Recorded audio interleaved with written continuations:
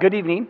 Tonight, I expected a mix of staff and parents. I don't think I have many parents in the room. And so there's going to be slides I'm going to skip, like the introduction of Craig and Heather, because you all know Craig and Heather. And so I'm not going to spend time. Oh, we have one community member in here. Oh, sweet. Oh, then I will introduce. That's fantastic.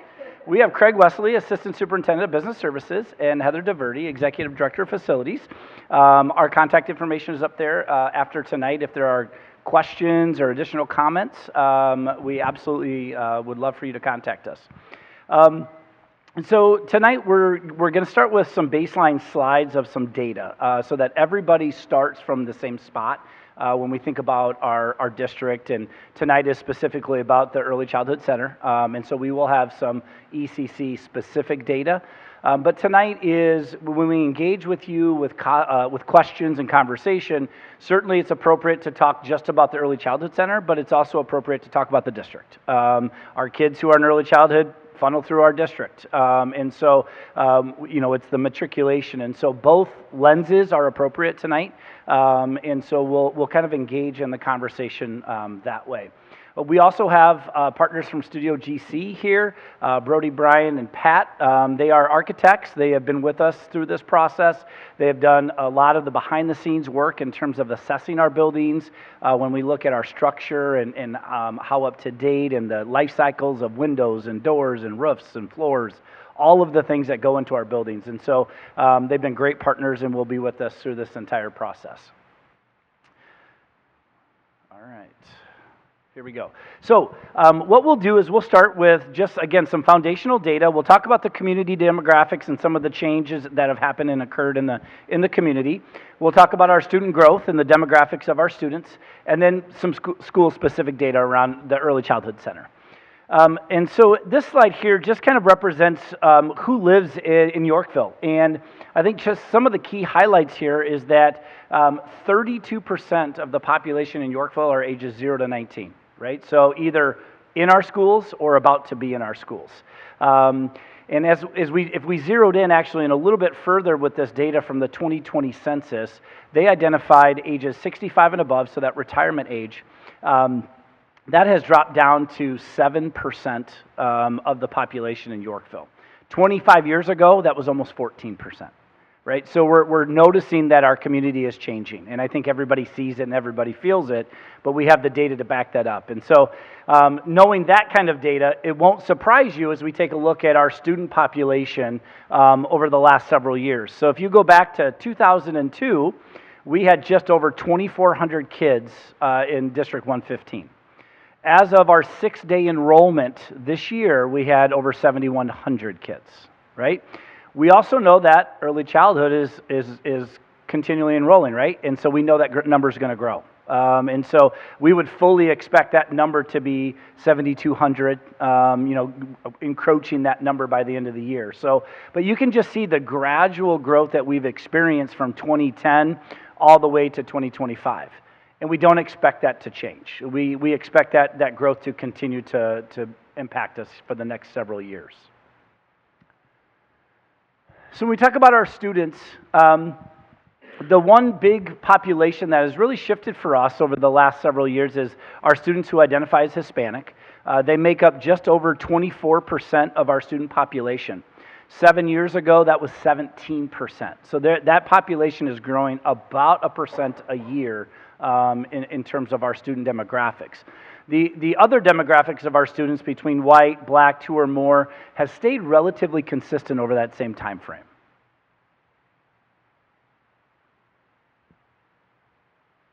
So then when we look at the Early Childhood Center itself, again, we know numbers fluctuate for you all, right? And so when we take a look at what the 6-day enrollment count for 23-24 was, that was 127. This year at the 6-day enrollment, it was 120. But I will draw your attention to information over here on the right where you have a red bar and a purple bar.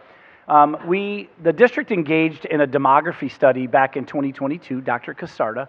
And so through that research and that project, at the time that Dr. Casarda published that document in 2023, you had 181 students, right? So there's already fluctuation in the numbers, and that wouldn't surprise probably anybody in this room. But as you take a look at the purple bar, that is the functional capacity of the building. And when we look at the 200 count, that is 8 pre-kinder rooms at 25 a room, right? So we know that's a lot, right? And so we know that early childhood, not every single room has 25. You have certain structures, certain programs. You have to have a certain number of adults in there with kids. So this is not exact science, but this is taking a look at the actual capacity of the building itself. So when we think about the data that we presented with students, the demographics, our population changing, it certainly presents challenges for us, right? We know that we're continuing to grow. We've identified that. We all, I think, experience the overcrowding, whether that's the early childhood center, whether it's any one of our elementary buildings, our high school across the street. Every building that we have has overcrowding, and the early childhood center is no different. So that is something that we absolutely have to tackle. We want to make sure, and this is, not necessarily for our early childhood kids, but as they matriculate through our system, we need to make sure that there's proper spaces for what do kids passionate about for co-curricular and extracurricular, and do we have the proper spaces to be able to have them participate in those extracurricular activities. We have to consider the age of our buildings and any updates to our buildings. We have some buildings that were built in the 1950s. We have some buildings that were built 20 years ago.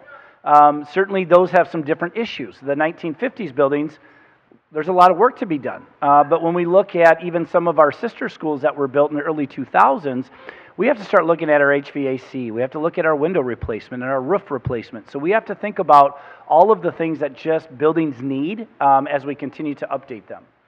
And then the last challenge that we always want to make sure that we're considering, and something we take a look at every single year, is making sure that we have enhanced security updates at all of our buildings. And so we do that annually, but that will certainly be something that we want to discuss from a facility master plan perspective. So what we're going to do tonight, and we're going to get into some questions, and Pat from Studio GC is going to facilitate.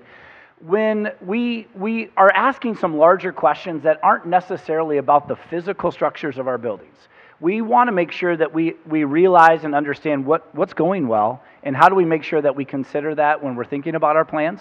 But as we'll get into the slides, we'll also know what are our challenges. And again, that's not just our physical structures of our district, and Pat will lead you through some questions, but I want the lens to be more than just the physical structure.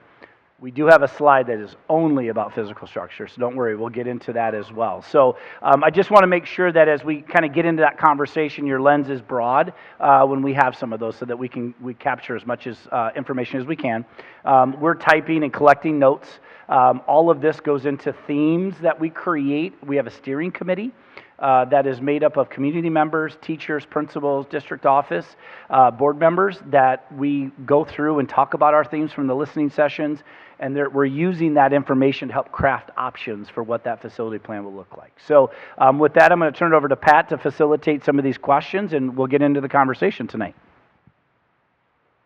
Thank you, Matt. Pleasure being here tonight. So as we think about the district as a whole, right? I mean, we're talking about ECC specifically. We want to make sure we're touching and asking questions regarding how services are delivered, student experience, family experiences. So really these questions are just prompts to talk a little bit about, there are some great things happening here in Yorkville. And so I just want to have an opportunity for you to share with us kind of what some of those things are, whether it's from a teacher's perspective or a parent's perspective. And there'll be other ones. We'll be asking the harder questions like what are we doing that we need to improve on, those other things. But we're going to start with the good stuff. So if you would like to share, please step up to the podium. No pressure.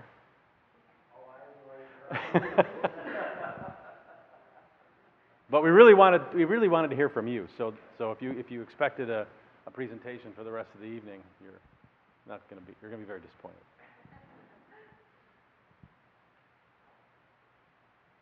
No takers. Oh. Thank you. Hey, you're welcome. One of the, being new to the district, one of the biggest successes I've seen in our building and globally is the sense of community. I think it says,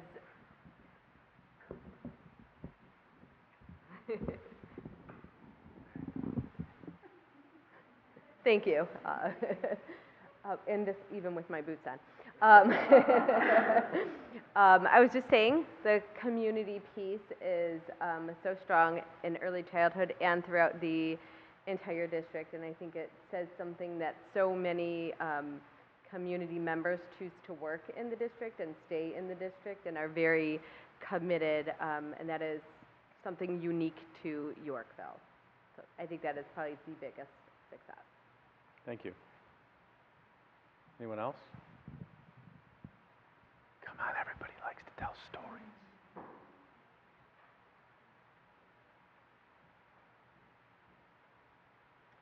I think that for early childhood, we have a very dedicated staff. Our culture is very positive.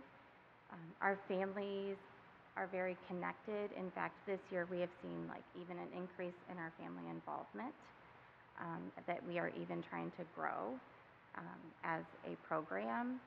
So I feel like that's very positive for us, and we would like to continue to enhance on that.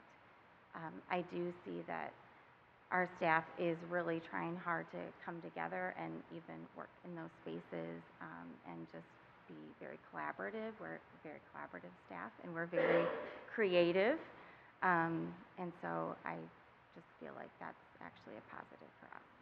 Great, thank you for sharing. These last two questions on here I think are important ones because oftentimes we talk about how we communicate our achievements, our successes, and there's a variety of different tools we use, right? Social media, Facebook posts, etc. And what's curious and interesting at the same time is the district is trying to communicate better at the school level. And some of the parents are saying, well, we're not receiving the information in a fashion or in a location that we get it regularly, right? So some like print, some like the technology. So how do you share your successes and the like with your parents? Is it word of mouth? Is it face-to-face? Is it social media? Can anyone share that with us this evening?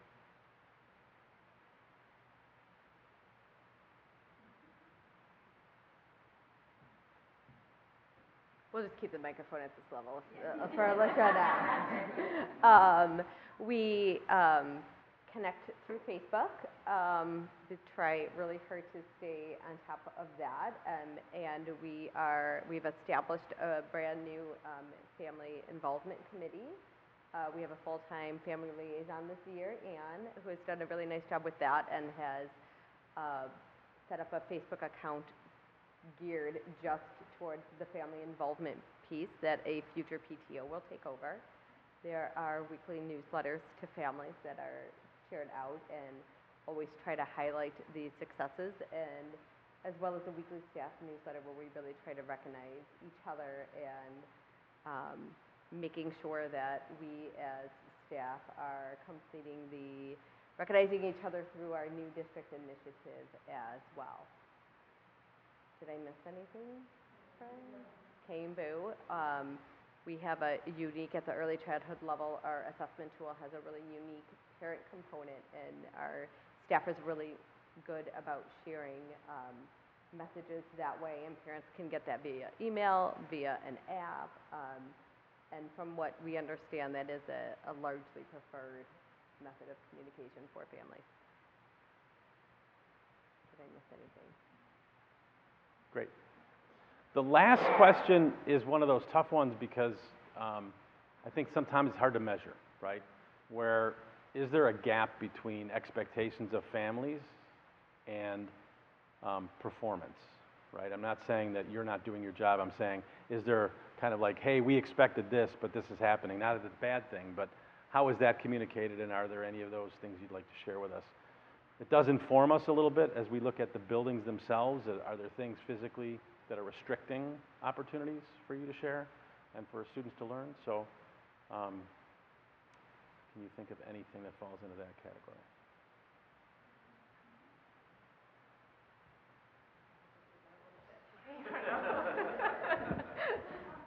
I can lean on. As Amy mentioned, we starting a family involvement committee, eventually turning into a PTO. We do meet at the EC Center, but one problem we have run into is we don't have enough space to accommodate our families, so we are using a classroom. So that's a challenge that we've run into, but we're still making it work. Awesome. Thank you. Go right ahead.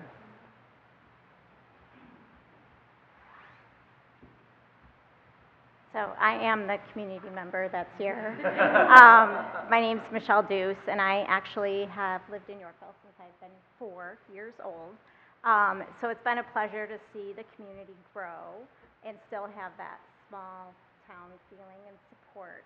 I also am an early childhood teacher in District 203, Naperville at Ann Reed Early Childhood Center, and I think what I worry about from an early childhood standpoint, and maybe speak to some parents' concerns, is our space right now ADA compliant? The building is small, so I feel like the expectations, sometimes I feel like it's the expectations of the staff that may be higher, and not being able to maybe meet those expectations. You know, we have expectations set forth by the grant, the Illinois grant that we have, which dictates how much space we should have, so that's a concern right now. I also think when it comes to our special ed population space, if we don't have adequate space to allow for movement, sensory breaks, you know, you're not in compliant with children's IEPs. So again, I don't know if our expectations are, or if we're meeting the expectations. I think a lot of us may feel as early childhood teachers, you know, we have high expectations. And so are we able to follow through with those or meet those expectations due to that space issue? So. Thank you. That's a great point. We all have expectations related to public facilities, right? Access, universal design, everyone should have. But unfortunately, in our school districts, we have buildings that are built over kind of a continuum of time, and so the age of the facility has a lot of inability to reflect kind of the current need based on the time it was constructed. So that's a great point. So thanks for sharing that. All right. Any other comments before we'll have plenty of time to talk. So just want to.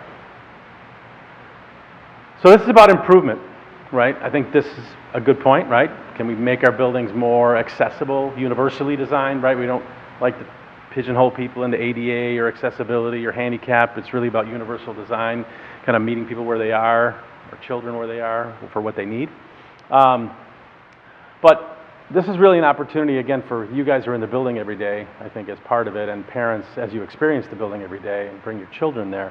What are the things that we could do better? Like, what could we improve upon as we kind of look at this big picture and kind of do this kind of future cast? Because the steering committee is really considering a lot of different things, but I think ultimately it's not just about how much square footage, how much space, where things should be. It's really about the quality of the facility that our children are in. And so anything we can do that's incremental, right? Because there's going to be no way to rebuild every building in the district. But there has to be some incremental improvement. So where can we do better? Don't be shy. The microphone can be adjusted for anyone in the room.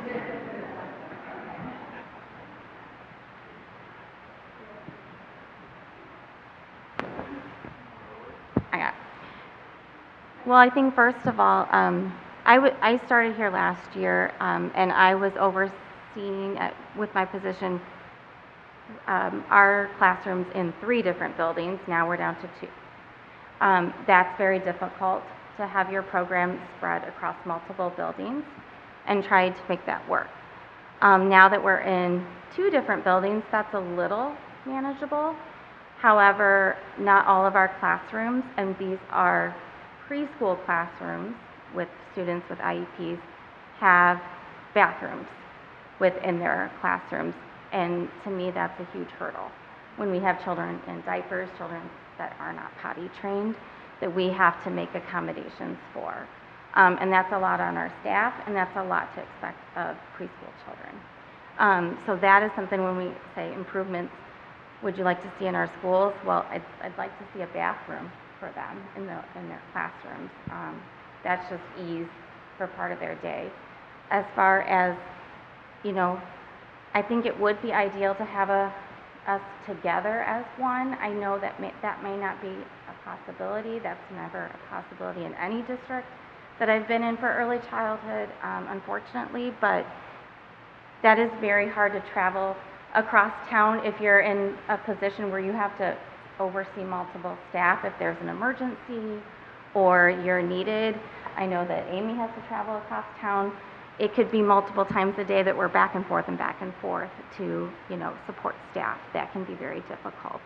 And putting our preschoolers in buildings sometimes with bigger kids, there are pros to that, which I have seen, and there are cons to that as well. So it's just kind of trying to find a middle ground within those spaces. We are at Bristol Grade, which is probably one of the oldest elementary schools. We are making it work right now, but that is something, I don't know how the neighbors feel about the traffic that we've created over there. Here we come. And as far as, I think our teacher and staff support is amazing. I'm actually going to say, I think we're doing great with that. I would like to see us maintain that. And then with community, and I would like to see more partnerships within the community. We would love to partner with the community. We'd love to partner with the high school and growing those relationships as well. So I think we can do better in those areas. We know we need more space, but as far as like just meeting those needs. That's great. Thank you very much for that. Others? Insights?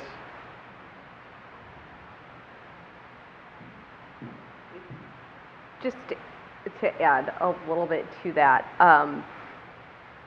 thinking of early childhood specifically, we have the unique opportunity to welcome families, be their first, you know, front for the families, but we have the unique opportunity to represent the district at large. So we never know what students we're going to get. So I think flexibility within spacing is really important for us, so that we have the flexibility to make spaces work however we need to make work for the people that are in front of us. Agree that our teacher and staff support is amazing. Having some collaborative space to team and just work together is super important. The services delivered are a real team-based approach, and we're working to do that even more through some IEP work and such. So just having that, going with that flexibility and space, some space for us as adults to be creative too. And the community, we would love to be able to welcome even more students into our program. If we can, the more students that we can get our hands on right away in our district, I think the better. And just due to the limitations we've talked about so far, not everybody has the opportunity to join us. So if we're thinking like big, huge, including a tuition base somehow, or partnering with other local resources where we can be partners in providing education from early on all the way through, and even working with early intervention and other resources so that we can be part of children's lives even before they're 3 when possible. Thank you.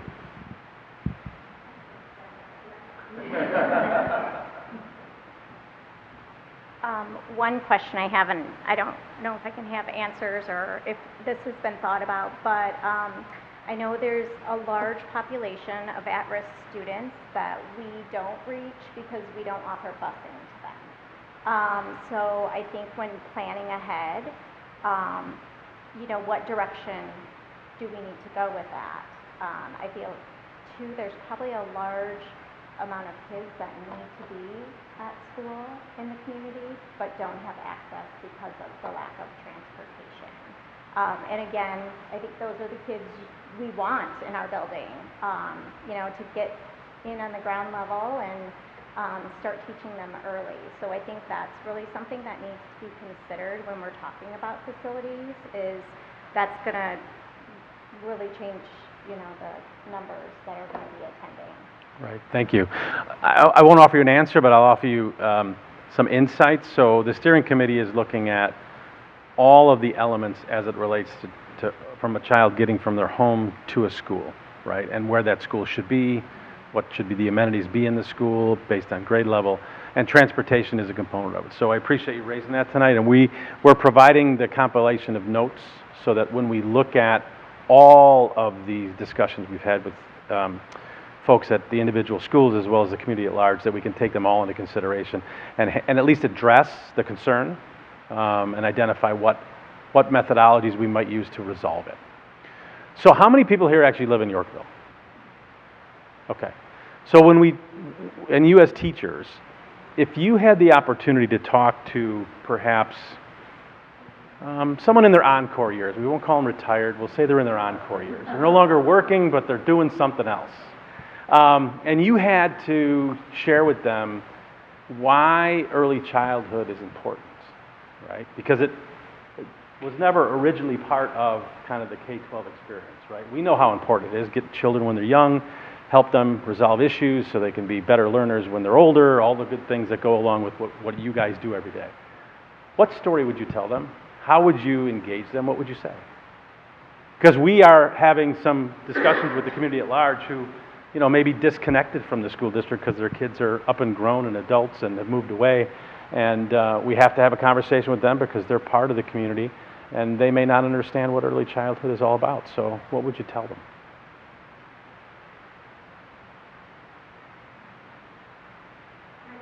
All right.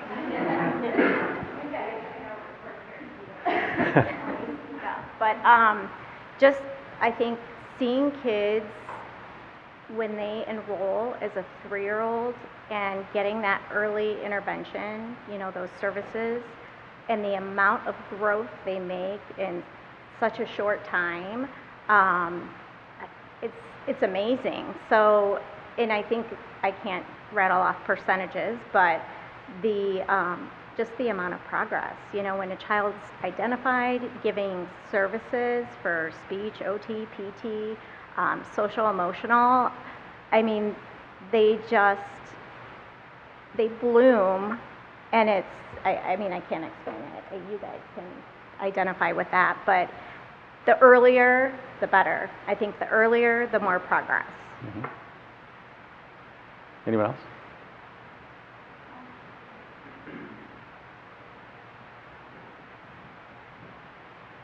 I'm going to speak as a parent. My youngest went through the early childhood program in a neighboring district as a special ed student. Identified, got all the services, not an easy to be on the other side of the table, I will tell you.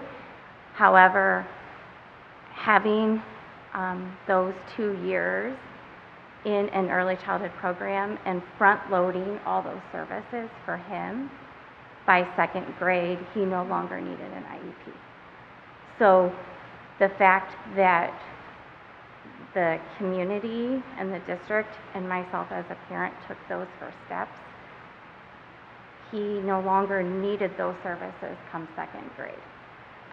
In fact, I brought him in 2 weeks ago to help volunteer as a 13-year-old and just to show him, now he can give back to other students. So I think that is just one example, but we have many examples of children like that. I just had 3 students that I saw go to state in swimming and diving in Oswego that were my students, that were IEP students. They're no longer that.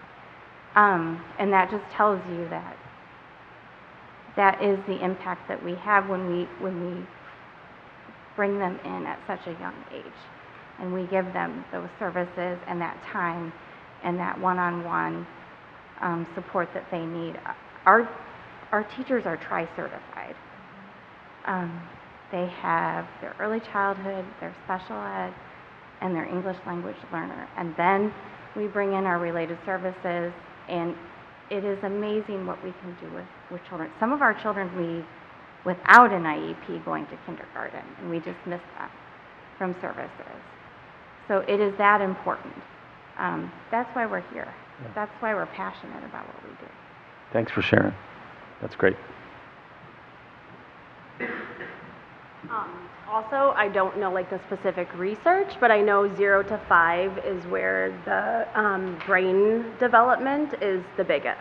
So I know you can like Google that and probably find the specific research articles. But that 0 to 5 time frame is where the brain develops the most. So that's like that crucial time that we need to intervene. Also, back to that improvements for our schools. I want to mention the importance of movement. I'm an occupational therapist at the Early Childhood Center, so I think when thinking about what I would like to see in our center is a gross motor space that's large. I would like to see sensory room that's actually adequate for multiple students to utilize. Ours right now is used by many students, and we can only hold maybe 1 or 2 at a time. And these students need sensory breaks. They need movement. At this age, children need to move. They're 3, 4, and 5, and that's how they learn. And when children move, that elicits language. It's going to elicit attention and a lot more skills. So when we're thinking about facilities in the future, like we need to think about large open spaces for that movement and gross motor. Awesome. Thank you. Anyone else? So you mentioned earlier about the difficulty with being at 3 buildings and a little bit easier with 2 buildings. So my question to you would be, what would be the advantage of 1 building?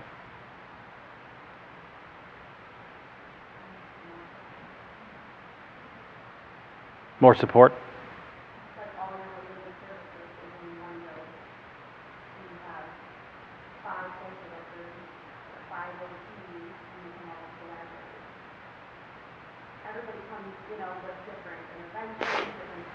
Sure. Great. All right, so let's get down to the actual facility. So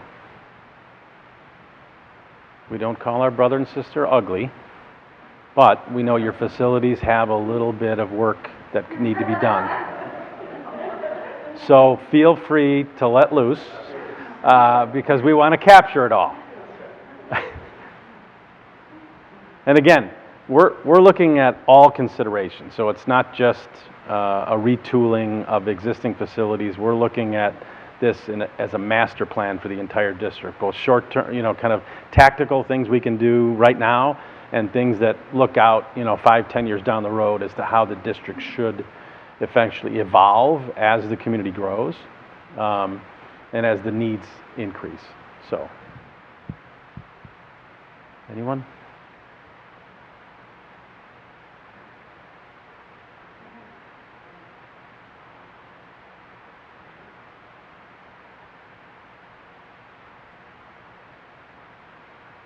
The podium's empty. Excellent. Well, Sorry, this is everyone's a lot, just thinking around everything. I'm a paraprofessional at the school, so I work with a big team. I work in structured, also known as like self-contained in other districts, kind of depends on what you refer to it as. I work specifically in the morning with a little boy who's in a wheelchair, and our morning class is based on a multi-needs kind of approach. It's the first time that we've had enough students to be able to create this class, which is something really exciting, and it creates kind of like a unique new dynamic to the like structured classroom because it allows us to give that specific approach to those students. This also means that we've been struggling a lot with space in our classroom. We now have 2 little boys in wheelchairs, and we are now getting a 3rd. So this comes with like a big space difficulty. Are these electrified or No, all 3 are in. 2 of them are in some high-low chairs, and the new little guy we're supposed to get's in a regular wheelchair. But it's just a big space issue in our classroom. Not only do they each come with, they come to school in one chair, and then we have to switch them to another chair, and then they also come with walkers and standers and, scooters and all these different equipment to help them access the environment.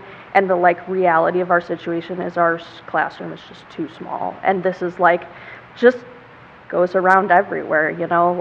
I know everybody's dealing with the space issue, but we can't fit our 2 little guys in a classroom together where we would love to fit a 3rd one.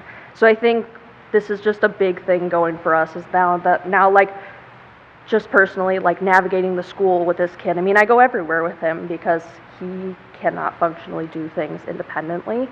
And so just learning okay, we're gonna get down the hallway, but now we're stuck because the hallway, somebody's melting down in the hallway and I can't get around him because his chair's too big to fit around this kid and the hallway's small. So I think it's just a matter of space and accessibility when it comes to kiddos like this. So. Awesome, great. That's exactly what we're looking for, those kind of insights. Anyone else? Okay, I was gonna say some sort of conference room. I mean, it's so embarrassing. Our parents come for IEP meetings in our lunchroom, our lounge room with the microwave, the refrigerator, and they're coming to discuss their child. It's just so embarrassing, people are, walking in and out, trying to warm up their lunch, I mean, they're not warming up their lunch during the meeting, but, it's just so embarrassing. Yeah. Well, they may leave the odor from their lunch behind. Yeah, it's just I so embarrassing. And then so if you have a meeting, then you're using the other microwave that's in the art closet. So then people are microwaving their lunch in the art closet. So it's just if we could have a conference room where we could hold parents that we're proud of, that look at this just not even beautiful, but just look at this conference room, come sit and let's discuss your child's needs and strengths, Right. That would be great.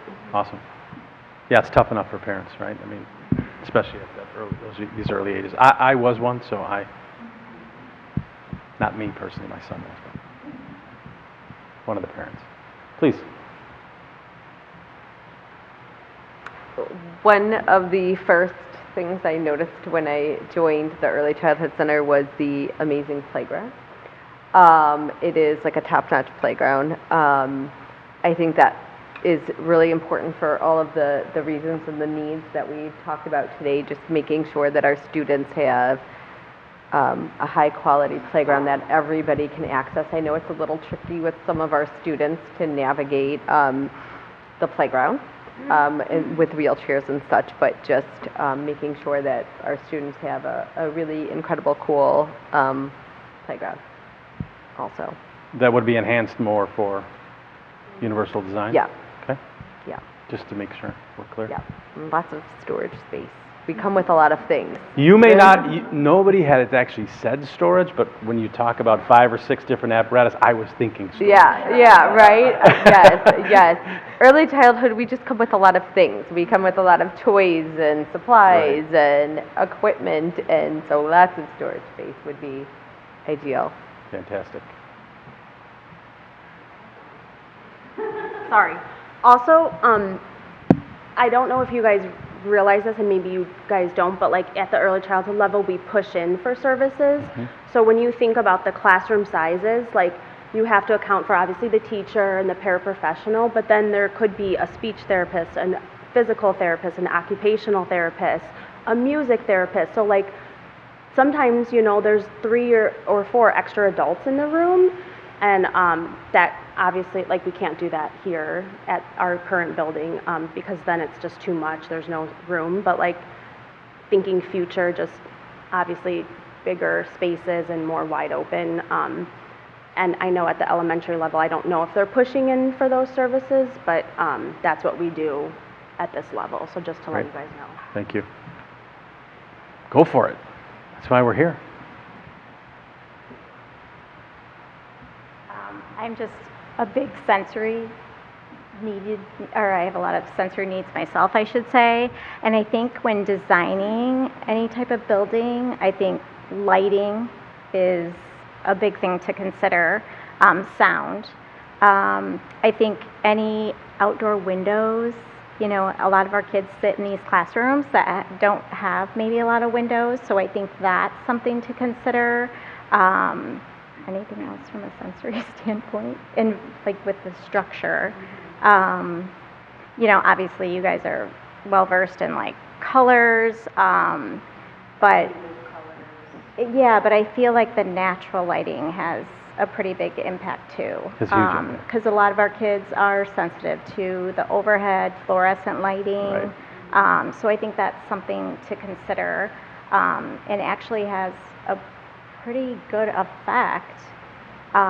You know, if you can use natural lighting versus the overhead lighting and just the, you know, tone of the classroom and the calming part of it. So I think that's something to consider. And I think when thinking about early childhood specifically, because you have so many kids in one building with so many needs, that may be multiple sensory areas.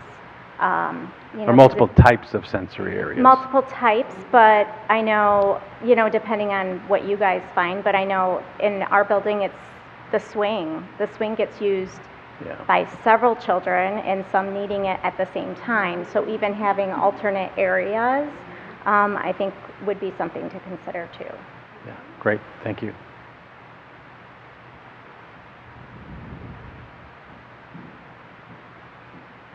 Sorry, I definitely don't want to be redundant here. I was just, like Amy mentioned about playground space, and that's something that like sits really big with me. I like love playgrounds. I love exploring playgrounds. I go to see new playgrounds by myself all the time, and I'm like a fully grown adult. Like, and I will admit this, like I do a lot of research, and I'm like, I have to go see the coolest inclusive playgrounds around, because like inclusion is just such a big aspect for me. So I love going and being like, who has the coolest inclusive playground that like every kid I work with could play on.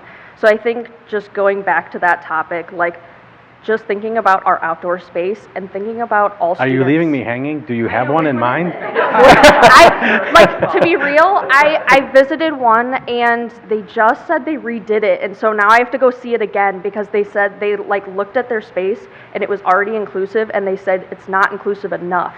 And so they just redid it. So I want to go visit it again because I've seen pictures online, and so I'm like, they made it even more inclusive. How did they even do that? It was already inclusive. So I think just like seeing that, like, it's called Sensory Garden Playground. It's in Lyle, I think, but they just redid it, and so I'm like, I have to go see it. But just like, I don't know if I'm supposed to like reveal this, but my mom was the principal last year, and so well, I guess a lot of people already knew this, so I got to see like a lot of the behind the scenes when this playground was being built, which is actually a really cool standpoint to have because I'm in school, so I'm like, to do this, so I'm like, oh, this is kind of a cool background to have already. And so just kind of like going into it and going, okay, like, she's like, I did what I could with the space we had, but like kind of looking at like, okay, if we had a bigger space, like how much could we keep doing with this? Like, it's not, this is inclusive, but it's not inclusive enough, kind of that, like how this playground saw it. Okay, this is an inclusive playground, but how can we make it more? Like right now, I have my little guy can't get up the ramp because we don't have a ramp, like we only have stairs. So for us, like, it's inclusive. We can roll him onto the playground and he can play the musical instruments and go through like this little car wash, but like, then what? That's all he can do. Like, he's kind of stuck there. He can't go onto the playground independently. He needs an adult to bring him up there. So just kind of like thinking, how can we make it more inclusive? Great, yeah. Hope D. Wall School on Indian Trail in Aurora. Have you been to that one? That'd be a good one. I have a follow-up question. We've talked about one site. What's the size of the site? What's too big for one early childhood center in terms of number of students? How large would one early childhood center, when does it hit the threshold of that's too much?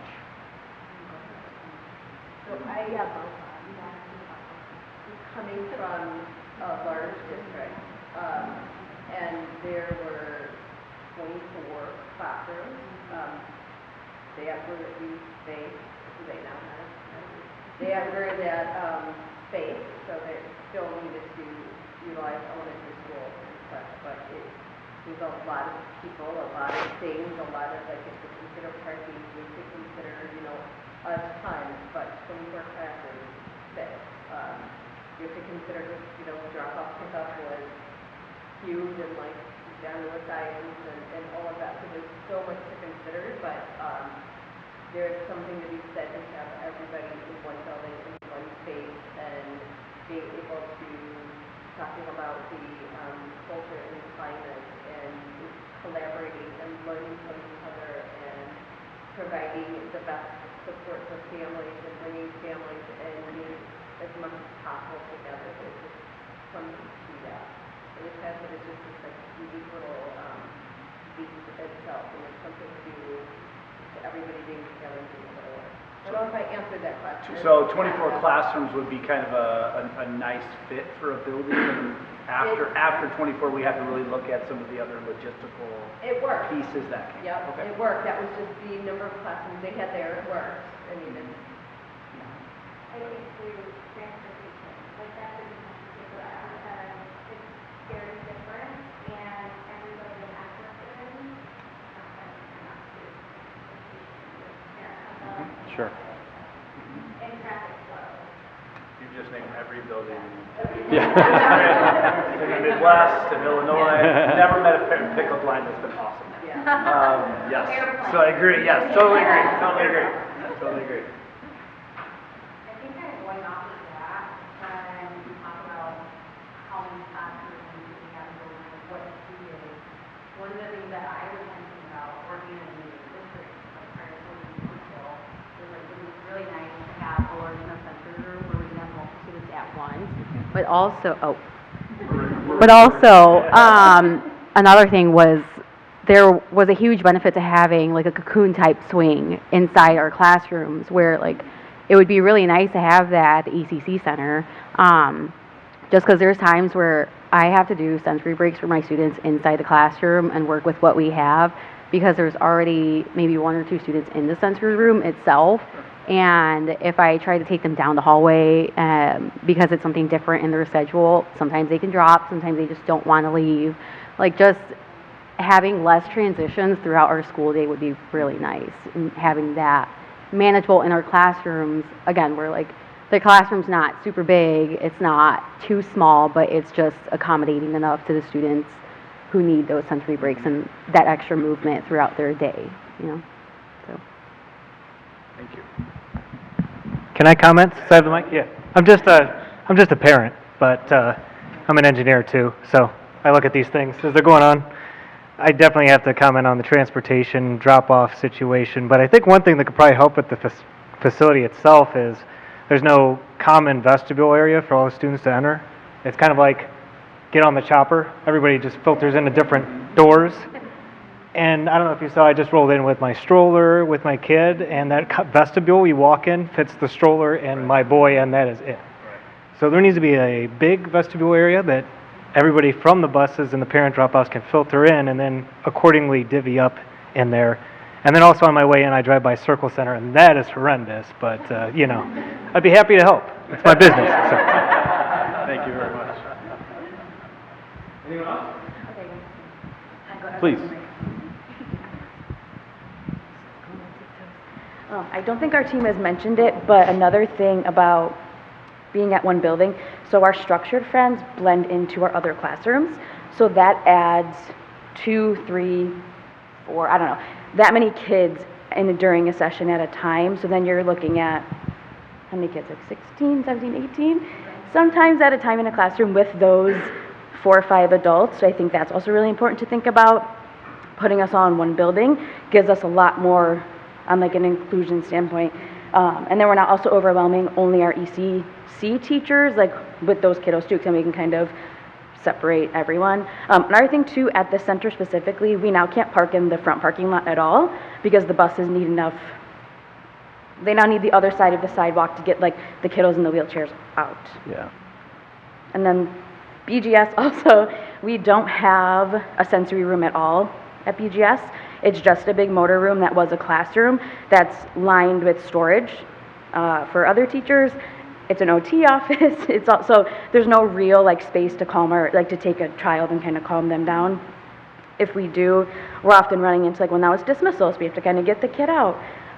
So just kind of some things on the daily. Our kids also, before we had to do like a big switch of that space, we didn't even have a space for the kids to kind of go before dismissal. So kind of to your point, we're going in all one big room. So it's also very overwhelming because there's 5 classrooms in a time, or at a time in that room for dismissal. So just some other things I didn't hear. Thank you. Yeah.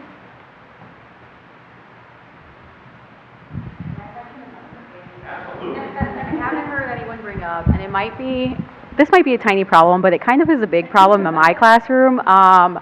It seems like all the classrooms in the building at the ECC have different temperatures, and it is really bothersome because I go into the classroom next door where my students blend, and it's like 10 degrees warmer in there, whereas in my classroom it's literally 64 degrees. And right now that it's been like 20 degrees outside, the classroom's AC like kicks on. So that's kind of an issue for my students because last year when it was really cold outside and the temperatures were even lower than it was right now, I had to put my weighted blankets on my students to keep them warm throughout, even if it's only 2.5 hours. But if I feel the need to put my jacket on throughout the school day, I know the kids like 3 to 5 years old are definitely a lot colder than I am, and I can withhold it a lot longer than they can, but it would be kind of nice to have a building where the temperature is constant throughout the whole building instead of in the hallway it's one temperature, one classroom it's another classroom another. Like there's varying temperatures throughout the whole building, and it just causes a lot of frustration on the adults more so because we're concerned for the students and their well-being, and also like their health. Like we don't want them to be sick and also be in a cold classroom. We want them to be comfortable, and not in a classroom where it's going to be too hot, but again, just where they're comfortable.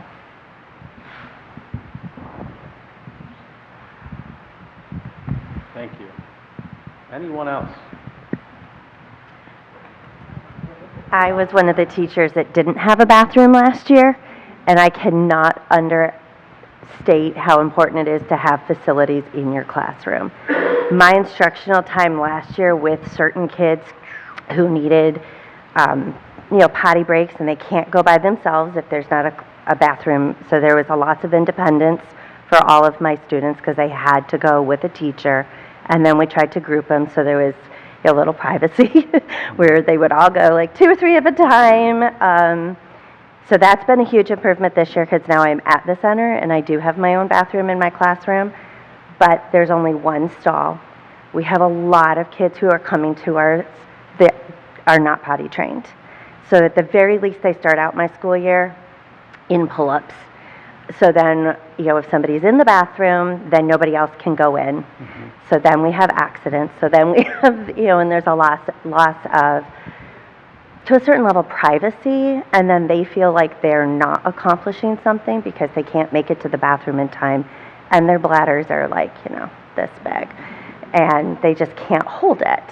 I will say having a bathroom in it is way better than not having a bathroom in it. And I also have a sink, which also has been phenomenal with hand washing. I'm hoping it's cutting down on germs, but I don't know.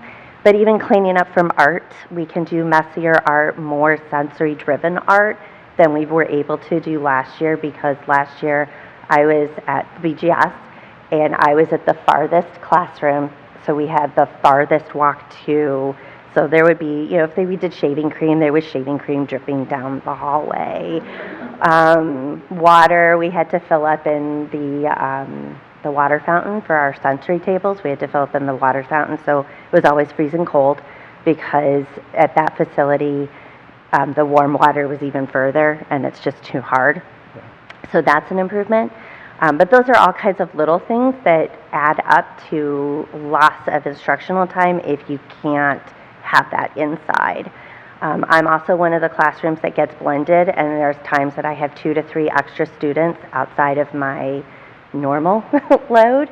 So yes, and then I have OT pushing in and sometimes speeches in there at the same time because we only have so many minutes in a day and we have to get all of those services in. So there's times when there's all of my regular students, which I will have 26 after next week, plus an additional 4 that come in, plus OT, speech. PT does pull out because there's no space to do it inside the classroom. And then OT, speech, and social work. Social work. Lots of social work. So there's times when there's like a lot of adults in a very small space, and I have one of the larger classrooms, and it's very overwhelming. I do not have space in order to have enough seating for all of the kids. So I am very lucky that my kids like to build on the carpet because there's just not enough space for everybody to have a seat to work together. Small groups, I'm having to wait for my snack to be over so that I can pull a table and work with kids because there's no more space to put a table and chairs. And that was one nice thing at BGS. My classroom was a little bit larger and I was able to have more of a dedicated, this is a Miss Christine and 2 to 3 students, and we could work together in a more collaborative, we could do more games and more small group work than I really can do in the facility that I have now. But I have a bathroom, so that's huge. That's good insights. Thank you for sharing that. Anyone else?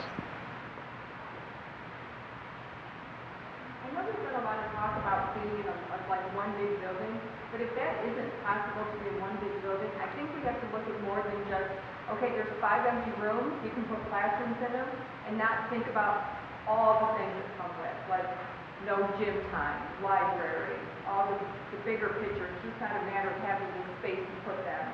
There's more that goes into bringing them. Yeah. It's a unique program. It has a lot of unique elements. Anyone else?